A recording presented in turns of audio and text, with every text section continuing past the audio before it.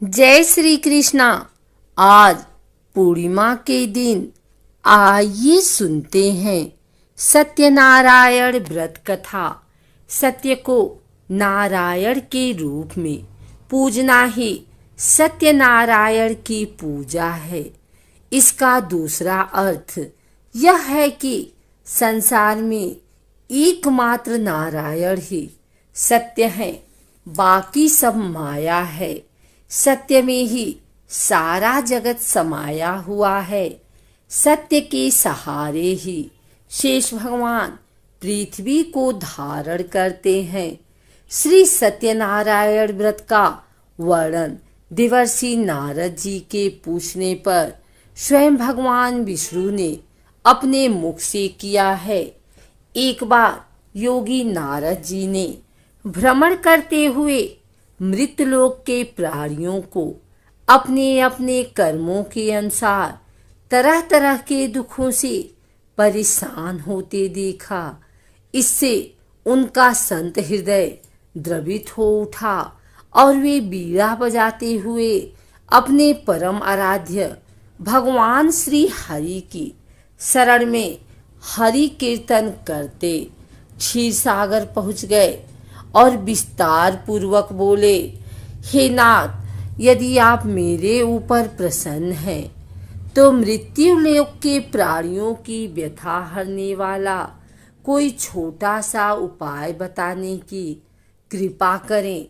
तब भगवान ने कहा, हे वत्स, तुमने विश्व कल्याण की भगवान से बहुत सुंदर प्रश्न किया है, अतः तुम्हें साधुवाद है।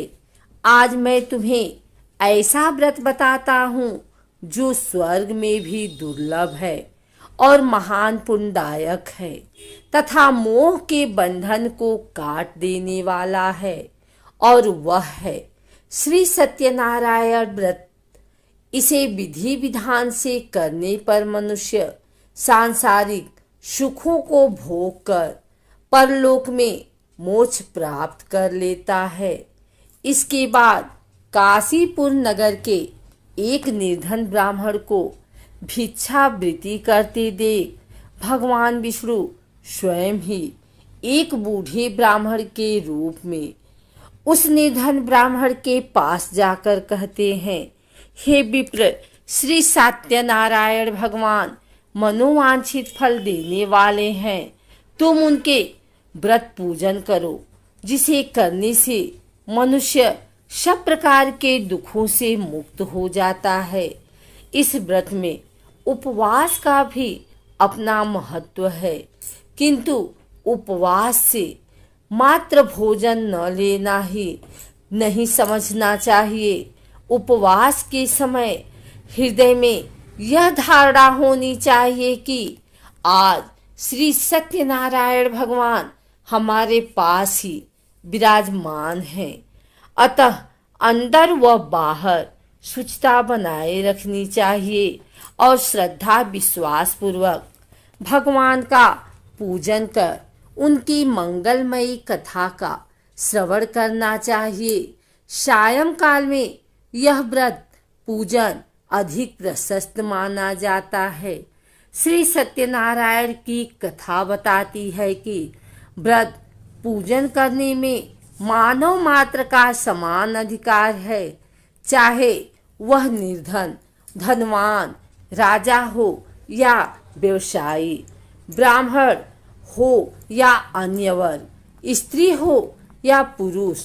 यही स्पष्ट करने के लिए इस कथा में निर्धन ब्राह्मण, गरीब लकड़हारा, राजा उल्कामुख, धनवान व्यवसायी, साधु वैश्य, उसकी पत्नी लीलावती, पुत्री कलावती, राजा तुंगध्वज एवं गोपगणों की कथा का समावेश किया गया है। कथा के अनुसार निष्कर्ष निकलता है कि जिस किसी ने सत्य के प्रति श्रद्धा विश्वास किया, उन सबके कार्य सिद्ध हो गए। जैसे लकड़हारा, गरीब ब्राह्मण, उल्कामुख, गोपगणों ने सुना कि यह व्रत सुख सौभाग्य, संतति, संपत्ति, सब कुछ देने वाला है, तो सुनते हैं।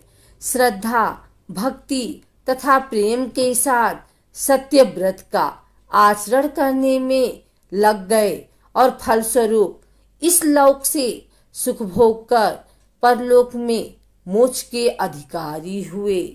साधु वैश्य ने यही प्रसंग राजा उल्कामुख से विधि विधान के साथ सुना, किंतु उसका विश्वास अधूरा था, श्रद्धा में कमी थी। वह कहता था कि संतान प्राप्ति पर सत्यव्रत पूजन करूंगा। समय बीतने पर उसके घर की सुंदर कन्या ने जन्म लिया। उसकी श्रद्धालु पत्नी ने याद दिलाई तो उसने कहा कि कन्या के विवाह के समय करेंगे।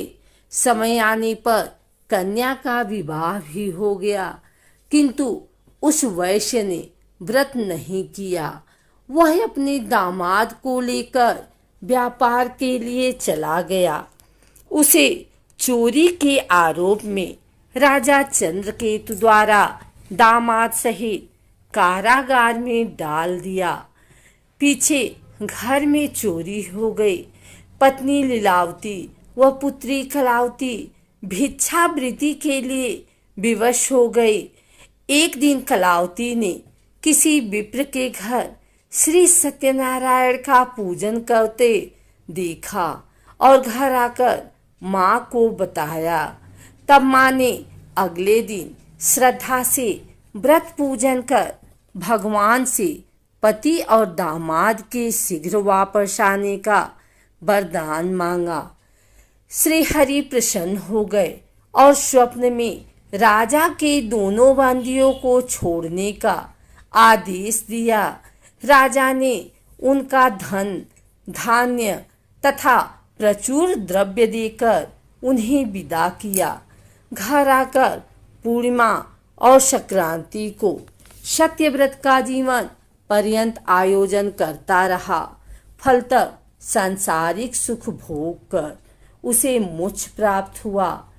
इसी प्रकार राजा तुंगध्वज ने वन में गोपगणों को श्री सत्यनारायण भगवान का पूजन करते देखा, किंतु प्रभुता के मद में चूर राजा ने तो पूजा स्थल पर गया, न दूर से ही प्रणाम किया और न ही गोपगणों द्वारा दिया प्रसाद ग्रहण किया। परिणाम यह हुआ कि राजा के पुत्र, धन धान्य, अश्वगजादि सब नष्ट हो गए। राजा को अकस्मात यह आभास हुआ कि विपत्ति के कारण सत्यदेव भगवान का निरादर है। उसे बहुत पश्चाताप हुआ। वह तुरंत वन में गया।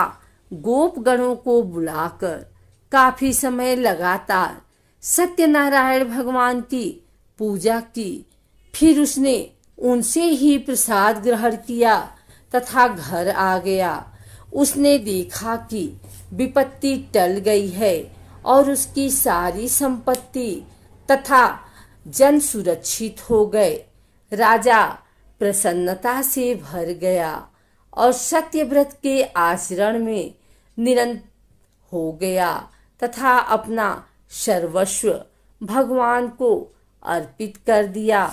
श्री सत्यनारायण व्रत से हमें शिक्षा मिलती है कि सत्य रूप ब्रह्मा जीवात्मा रूप में हमारे अंदर विद्यमान है।